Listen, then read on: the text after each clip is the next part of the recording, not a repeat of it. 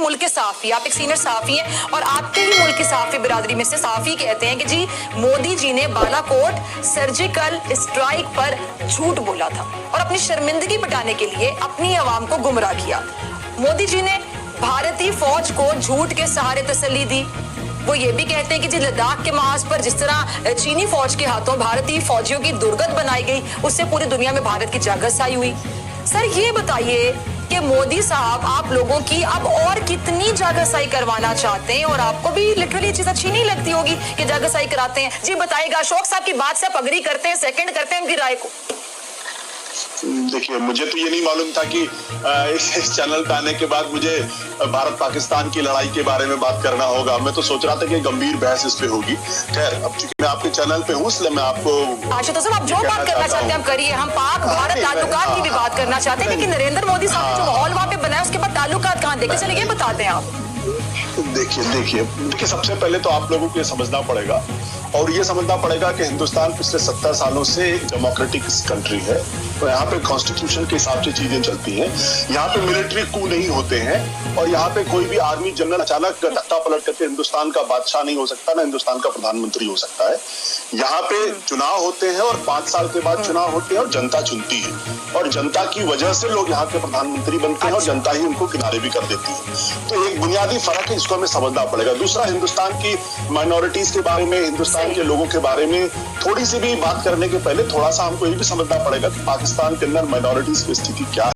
मैं आपको ले जाना चाहूंगा 1953 के पहले की स्थिति, जब वहां पे अहमदियों का क्या हाल हुआ और उसके बाद आप लोग किस तरीके से अहमदिया और दूसरे लोगों को बिल्कुल पाकिस्तान की जो डेमोक्रेटिक पॉलिटी है वहां से उनको किस तरीके से किनारे कर दिया गया।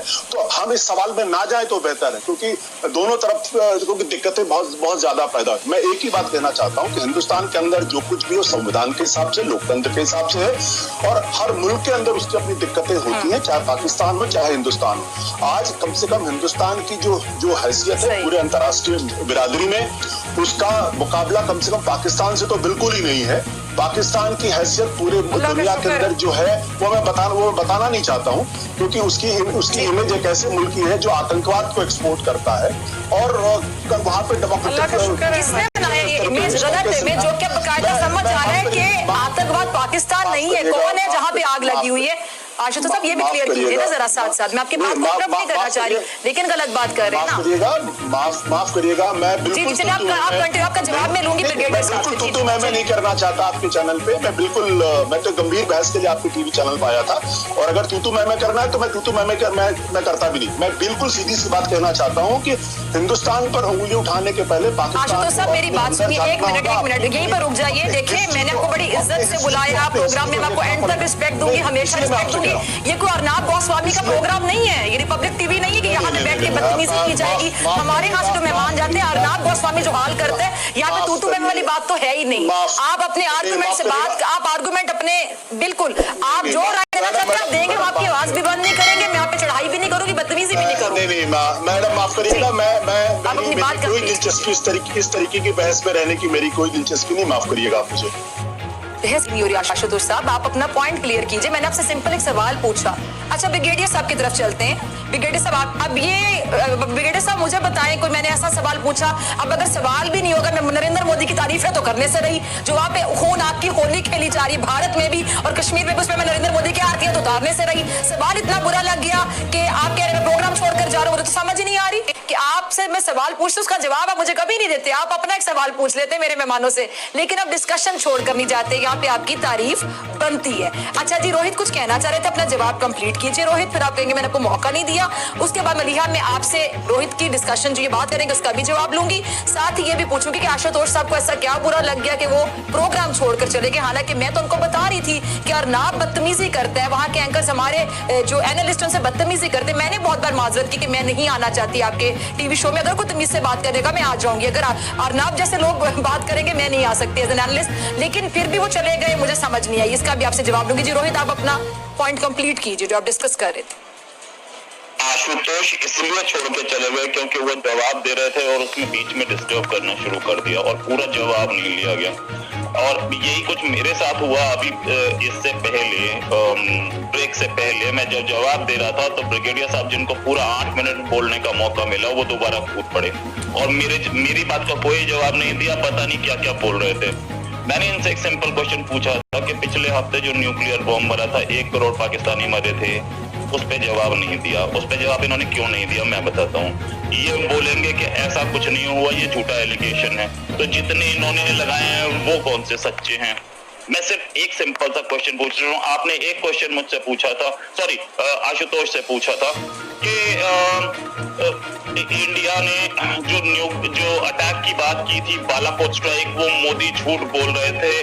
पिछले प्रोग्राम में भी मैंने इसका जवाब दिया था कि आपके अपने मिनिस्टर शेख राशिद ने आपकी पार्लियामेंट में माना, जिसकी कटिंग जिसके न्यूज़पेपर्स में छपा, जिसका वीडियो रिकॉर्डिंग वीडियो साफ सामने है, जिन्होंने ये एक्सेप्ट किया कि बालाकोट में इंडिया के प्लेन आए थे, आके अजहर मसूद के मदरसे पर अटैक करके गए।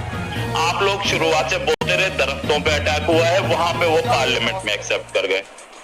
ये अब आप डिनाई कर दीजिए। पाकिस्तान तो हर चीज को डिनाई करता रहा है। असलियत तो ये है, आप यूट्यूब पे ढूंढेंगे मिले दुनिया के सर न्यूयॉर्क टाइम्स उठा के पढ़े, वॉशिंगटन पोस्ट उठा के पढ़े, खुदा के वास्ते दुनिया के अखबार पढ़े, अपने थोड़े उसमें न रहे। हमने कुछ नहीं लिखा। न्यूयॉर्क टाइम्स की हेडिंग थी, सॉरी मैं आपको कट कर रहा हूँ, लेकिन मैं आपको बता दूं न्यूयॉर्क टाइम्स की हेडिंग थी कि Indian plane kills a crow in a jungle. मेरी हेडिंग नहीं थी, मैं आपको बार दिखा सकता हूँ। अच्छा, वो इंडिया न्यूयॉर्क टाइम्स पाकिस्तान के साथ। अच्छा रोहित, दोबारा कुछ आपका जवाब सुन लिया रोहित। अब मेरी बात सुने। जी जी सब एक चीज चलिए पूछिए। बोलने दे रोहित साहब, बोलने देना। चलिए रोहित बोलिए। हाँ जी बोलने दिया जाए ताकि आप शो पे इतना ना बोलें। शायद आपको घर पे नहीं बोलने दिया जा रहा, इसलिए आप शो पे बहुत ज्यादा बोल रहे हैं। आप न्यूयॉर्क टाइम्स आपका मिनिस्टर है या आप अपने मिनिस्टर पे ट्रस्ट करते हैं? किस पे करते हैं आप? आपके मिनिस्टर ने जो बोला उसको अगर न्यूयॉर्क टाइम्स ने कुछ हेडिंग लिख दी, हमारे मिनिस्टर ने ऐसी मैं शर्त लगाता हूँ आपसे, हमारे मिनिस्टर ने कोई बात नहीं कही, आप यूटिलेट कर। अच्छा ब्रिगेडियर साहब, एक मिनट आपका जरा रोहित की सारी बात ब्रिगेडियर साहब, उसके बाद एक बात का जवाब आप और मलिहा ही देंगे। ठीक है जी ब्रिगेडियर साहब, एक दफा पूरी बात सुन लें, फिर रोहित को बात भूल जाएगी। रोहित चाह रहे मेरी पूरी बात सुन ली जाए, ठीक है? रोहित आप पूरी बात कंप्लीट करें। सब आपने नहीं बोला, प्लीज सिर्फ मुझे 1 मिनट दे दे। जी रोहित, आप 3 मिनट 4 मिनट लें। जी रोहित जी, सॉरी प्लीज मैं आपसे जवाब लूंगी, आपसे लूंगी, मलिहा से भी लूंगी। जी पता था तो डिनाई किया जाएगा कि शेख राशिद ने ये बात बोली है। मैं ये बोल रहा हूँ कि आपने अखबार पढ़ा है पिछले 2 साल में, 5 साल में? आप अखबार तो पढ़ लेते, यूट्यूब पे सर्च मारिए, मैंने अपने यूट्यूब पे डाला हुआ उसे। आप कैसे बोल सकते हैं ऐसी बात? और वहां पे पाकिस्तान में बैठ के आप बोल रहे हैं चाइना की आर्मी 3 किलोमीटर अंदर आ गई। भाई कोई 3 किलोमीटर अंदर नहीं है, चाइना खुद बोल चुका है, हम बाहर खड़े हैं। टेंशन है किस चीज पे? आप चाइना की स्टेटमेंट, चाइनीज फॉरेन मिनिस्ट्री का स्टेटमेंट देखें। वो इंडिया जो डेवलपमेंट कर रहा है, रोड बना रहा है बॉर्डर पे, उस पे ऑब्जेक्शन कर रहे हैं, और इंडिया उधर जो रोड बन रही है उस पे ऑब्जेक्शन कर रहा है। कोई किसी के एरिया में नहीं घुसा है, ये चाइना वो खुद बोल चुका है अपने मुंह से। आप पता नहीं आपका तर्जुमान है क्या चाइना के? अच्छा। आप जी।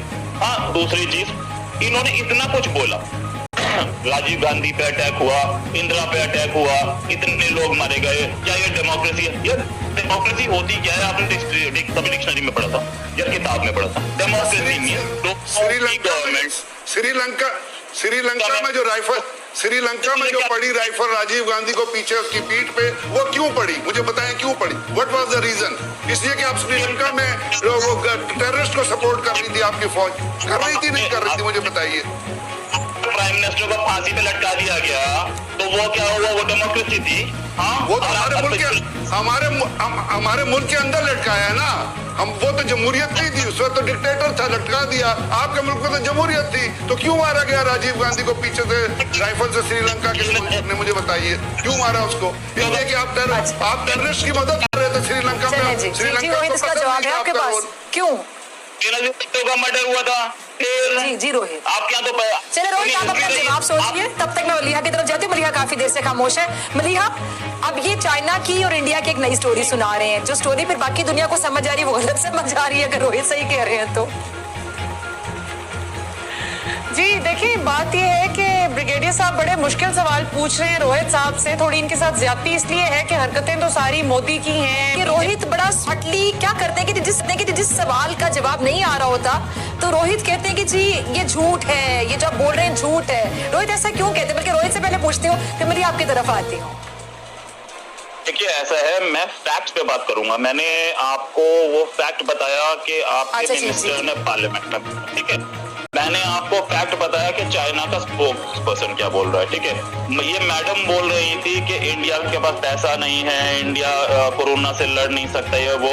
मैडम आप अपनी IMF की रिपोर्ट देखिए, आज की IMF ने पाकिस्तान को क्या बोला है कि पूरे गवर्नमेंट ऑफिसर्स की सैलरी, गवर्नमेंट एम्प्लॉयज की सैलरी रोक दीजिए। मैडम आप चेक कीजिए, कहा पैसा नहीं। अच्छा मैंने आपने ये क्या नहीं बोला कहा कि आपने पैसा नहीं है, मैंने ये कहा कि पैसा सही जगहों पर नहीं लग रहा। मैंने ये कहा कि आपके बच्चे मेल नरिश्ड हैं, आपके यहाँ कितने ही ऐसे लोग हैं जिनके पास वॉशरूम की बेसिक फैसिलिटी नहीं है। और ये बात हरगिज ना समझिएगा कि कोई तौहीन के लिए नहीं है, ये बात सिर्फ जस्ट मैं मेंशन कर रही हूँ कि बेसिक फैसिलिटीज जो होती है ना, basic facilities, basic human requirements पूरी करने के लिए जो फैसिलिटीज चाहिए उस पर नहीं खर्च हो रहा। पैसा बहुत होगा आपके पास, पैसा तो